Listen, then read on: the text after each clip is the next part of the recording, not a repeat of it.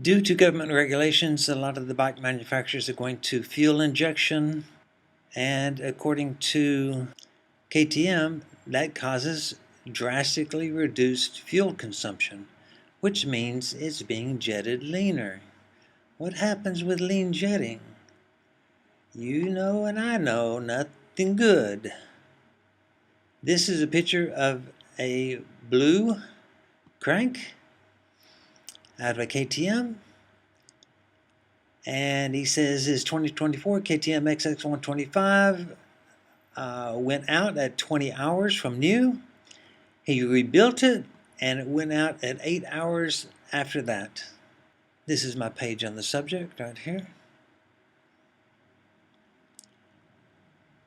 And I talk about different oils because when you've got a problem due to lean jetting, you have to compensate for it with added engine cooling or better engine oil. When I tried to talk about this subject and ask if anyone has had any good experience with the Ultra TPI by Blendzall, this is what happened. Your profile has been suspended in this group. Oh well, I'm just trying to help, damn it. KTM, maybe they didn't like the fact that I was implying that the Motor X is not good enough for the situation. Maybe they didn't like that I was implying that KTM is fucked up with their fuel injector. Whatever. In the tradition of Ratfink, I don't give a fuck. So yeah, fuck you KTM, I'm going to talk about this subject anyway. If you don't like it, tough shit. One alternative is getting a kit for a little over $500 that helps to correct for the factory settings. But who wants to hand out $500? Maybe you're already broke from buying the bike. So let's do a comparative oil analysis. MotorX Cross Power.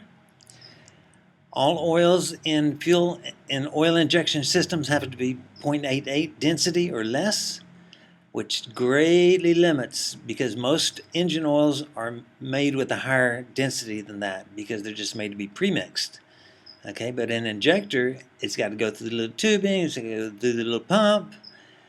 Okay, so MotorX has a 100 Celsius viscosity of 9.6, and its composition is mostly synthetic oil and 20% Group 1 mineral oil. Unfortunately, Group 1 mineral oil has a very low tolerance to heat, and when it touches that hot upper cylinder, it flashes off immediately. So it instantly reduces the amount of oil that's there on the cylinder. So that's the problem. It doesn't have a really high viscosity, probably because of the Group 1, because synthetic by itself does have a high viscosity. Viscosity is the measure by which you know an oil is able to prevent metal-to-metal contact. The higher the viscosity, the more effective it is at doing that, and the less oil you can add to the gas. So these are some alternatives that I came up with,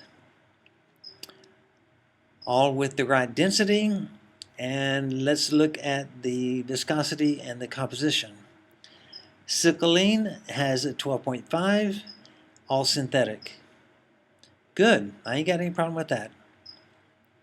Klotz Binal has a 15.7 viscosity at a reduced amount of castor. They reduced the castor and they had to increase the amount of dispersant because that makes it lighter enough for the oil injection pump. But adding the dispersant to the mix usually brings down the viscosity. But look, it's still got a very high viscosity. What does that tell me? It tells me that this formula has viscosity modifier added to it. It's an additive that bumps up the viscosity, but it's an artificial bump. And I don't like it. I think it's a scam product because viscosity modifiers have very low tolerance to shear.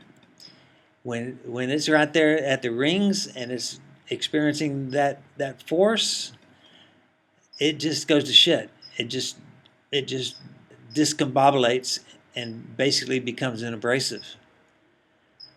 So usually you like seeing a high viscosity, but if it's too high, it's like, uh-oh, viscosity modifier. Maxima formula K2 has 13.6, 70% synthetic, 8% group 1, and 10% smoke reducer. I don't know why they put that in there. I like the more oil possible, and synthetic is very good at preventing smoke anyway. But it's still a possibility.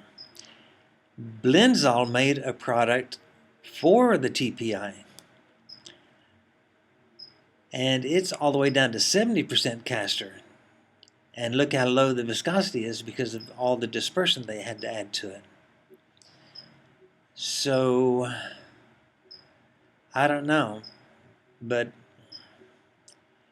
that 70% is not all normal castor.